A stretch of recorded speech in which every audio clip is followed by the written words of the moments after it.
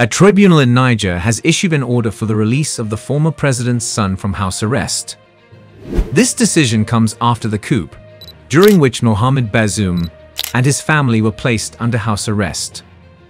Despite efforts from France and the West to reinstate Mohammad Bazoum, they were unsuccessful. The military junta was concerned that if Bazoum or his son were released, the West would support them and use their influence to make one of them the new president. However, now a military tribunal, rather than a civilian tribunal, has issued a verdict ordering the release of Mohammad Bazoum's son. This development has sparked controversy, as conflicts within the military are rare. Some speculate that a faction within Niger's military, known as Junta, may be seeking to make Bazoum's son the new president. Previously, Mr. Bazoum, along with his wife and son, had been confined to the presidential house since the coup on July 26. On October 19th, they attempted to escape with the help of family members, cooks, and security personnel via helicopter, but their attempt was halted. The Niger Junta revealed that they had foiled an escape plot by the ousted president to drive to the outskirts of the capital and catch a helicopter to neighboring Nigeria. Bazoum's family claimed that they had been deprived of basic necessities like running water, electricity, and fresh goods, which drew condemnation from former Western allies. On the same day, the initial group of French soldiers, ordered to leave Niger by its military rulers, arrived in the capital of Chad without significant issues.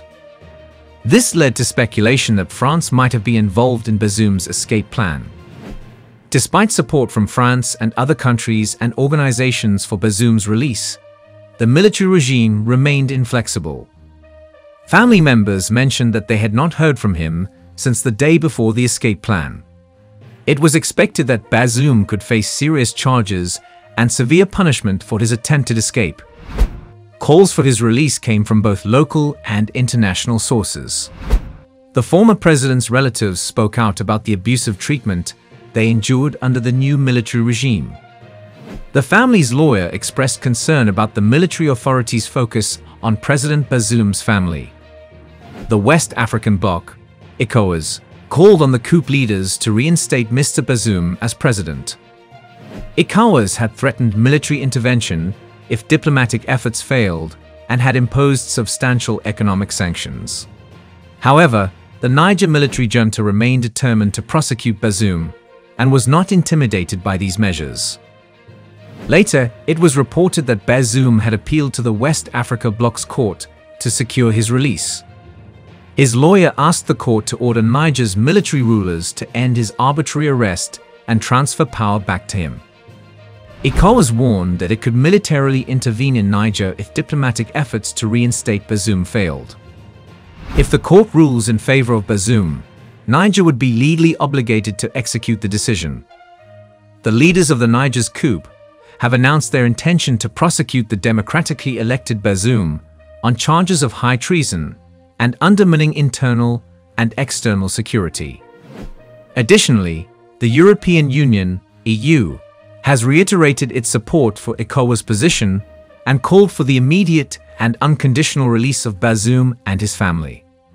The EU's stance remains clear and unchanged, as they do not recognize the authorities resulting from the coup, and they consider President Bazoum as the sole legitimate president of Niger. This has led to perceptions of interference in Niger's politics, not only from France, but also from the EU, with the release of Bazoum being directly beneficial to their interests.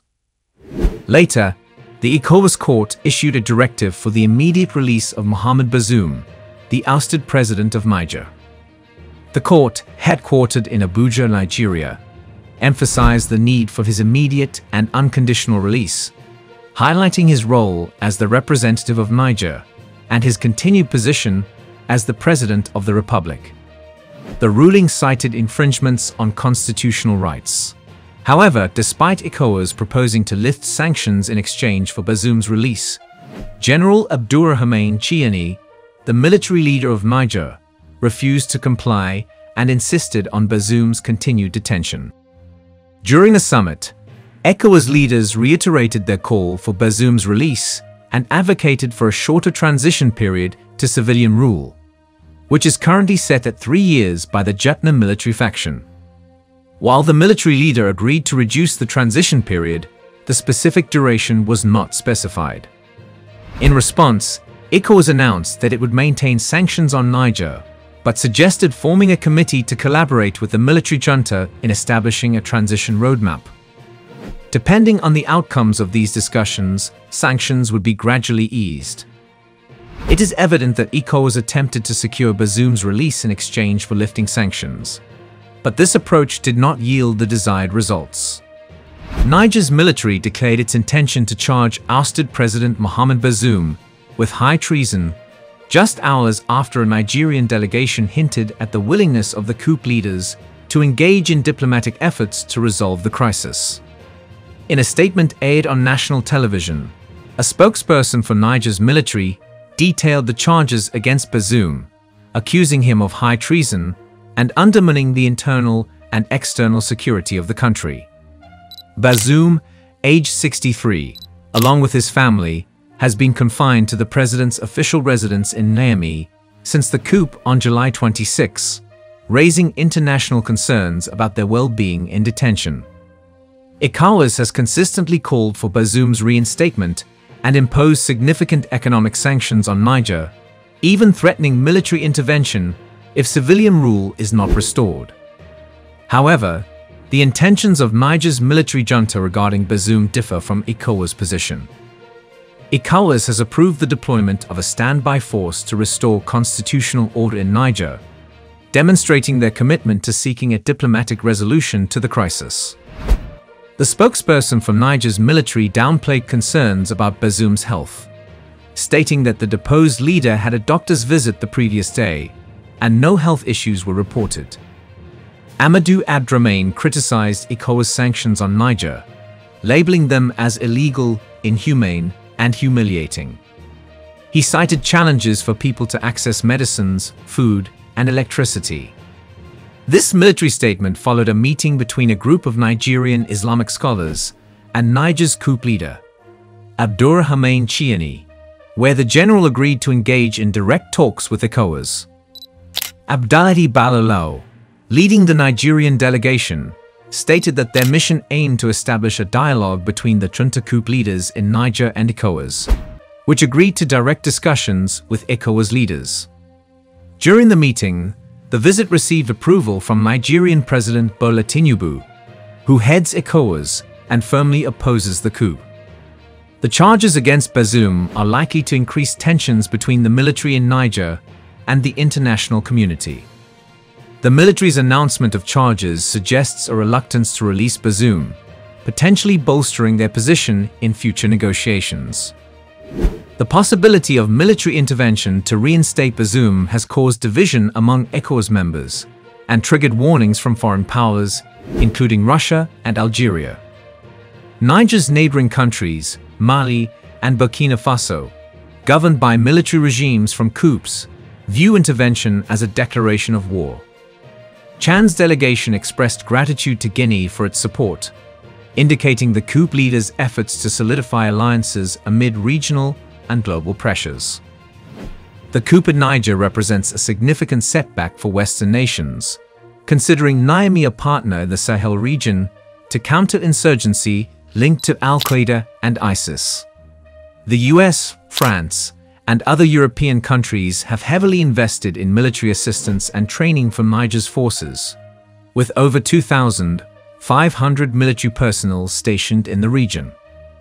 Recently, the military tribunal ordered the provisional release of Salam Bazoum, the 22-year-old son of ousted President Mohammad Bazoum and Bazoum's wife. This move was seen as a response to international criticism of detaining Bazoum's family, which had been used as an argument against the Nigerian military junta. The collective punishment inflicted on the family had impacted the junta's reputation, making it appear dictatorial. Salam Bazoum left Niamey for Lomé, the capital of Togo, and arrived there on Monday evening. The Togolese government confirmed his release, mediated by Togo and Sierra Leone, but did not disclose his whereabouts. On Monday, Togo's Foreign Minister Robert Dussey met with Niger's military-appointed Prime Minister in Niamey. This meeting followed Dussey's mid-December trip, where he claimed to have reached an agreement with the Prime Minister on the transition's content and timing. It should be noted that the release of Bazoum's son and wife was likely the decision of the military junta itself, as it was ordered by a military tribunal. It is unlikely that the tribunal would go against the desires of Niger's junta. Following mediation efforts by regional leaders that secured his freedom, Salem Bazoum headed to Togo. The military tribunal declared his release as provisional, emphasizing that he would need to respond to justice when called upon. He faced charges related to conspiring to undermine the state's authority in connection with the coup. Togo's Foreign Minister Robert Dussey arrived in Niger to escort Salem Bazoum out of the country, as stated in the tribunal's announcement. Sierra Leone also played a role in mediating efforts to secure the release of the ousted president's son, according to an official statement. However, this release was not unconditional. It was a provisional bail, not a permanent release. This means that Mohammad Bazoum's family is liable to be arrested if something goes wrong. Provisional release, also known as pre-trial release or bail, temporarily liberates an individual who has been arrested but has not yet been convicted of a crime. It allows the person to resume their normal life while awaiting trial, subject to specific conditions and assurances. The decision to grant provisional release is based on several factors, with a primary focus on upholding the presumption of innocence until proven guilty. Detention during the pretrial phase can have negative consequences, even if the individual is eventually acquitted. A judicial authority, usually a judge, determines the granting of provisional release by considering factors such as the nature of the offense, the strength of the prosecution's case, the risk of flight or reoffending, public safety, and guarantees for trial appearance. If granted, the individual must adhere to specific conditions set by the court, including regular reporting to authorities, surrendering travel documents, refraining from certain activities or locations, and meeting with a probation officer for supervision and support. Violation of these conditions can lead to rearrest and potential additional charges. Therefore, if Salem Bazoum does something suspicious, or if the case against him and his family reaches court, he has to submit himself. In the past month, the ECOWAS Court of Justice ruled the family's detention as arbitrary and ordered the reinstatement of Bazoum. The court, whose decisions are final, provided the junta with 1 month to outline how it plans to implement the order. Therefore, this decision comes in response to the earlier verdict. The Nigerian junta did not want to follow the ECOWAS court order, but neither did it want to tarnish its reputation for breaking laws. Hence, a military tribunal was arranged, and instead of releasing Bazoum and his family, only his family was released. As per reports, Niger's military is arguing that they have released the family of the ousted president, Mohammad Bazoum, but they have decided to keep Bazoum in custody due to high treason charges against him. The military asserts that Bazoum is facing serious allegations of high treason, and they have plans to prosecute him for these charges. Therefore, it is less likely that Bazoum might be released any sooner. High treason is a severe offense commonly associated with betraying one's country, and in many legal systems, it carries harsh penalties. In this context, the military is claiming that Bazoum's actions or alleged involvement in the events leading to his removal amount to high treason. The charges against Bazoum could suggest that he is being accused of trying to undermine the government, rebel against it, or collaborate with external forces against the state. Since these charges are serious, the chances of him being granted provisional release or bail are low.